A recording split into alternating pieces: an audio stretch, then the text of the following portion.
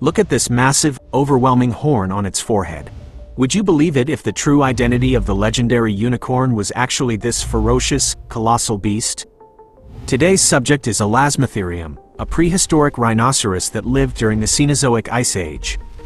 Reaching 5 meters in length and weighing nearly 4 tons, it was far larger than modern rhinos. Its most distinct feature is the giant horn erupting from its forehead. Scientists estimate this horn could grow up to 2 meters long, continuously growing throughout its entire life. This horn was made of keratin, the same substance as human fingernails, rather than bone.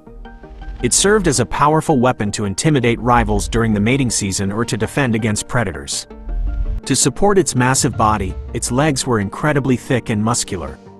With longer legs than modern rhinos, it was capable of running surprisingly fast despite its heavy weight. They inhabited the cold, arid steppes of Eurasia and Siberia. To survive the brutal cold, their entire bodies were densely covered in thick, coarse fur.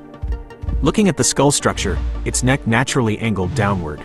This was a unique ecological adaptation that allowed them to easily graze on low-growing vegetation on the ground. They primarily fed on tough, coarse grasses and mosses. Thanks to their high crown teeth that grew continuously, they could easily grind and chew tough vegetation mixed with soil.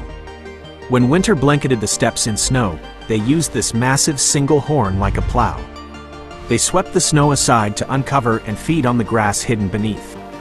However, around 39,000 years ago, as the Earth's climate shifted abruptly, the vast steppes vanished and their food supply dwindled.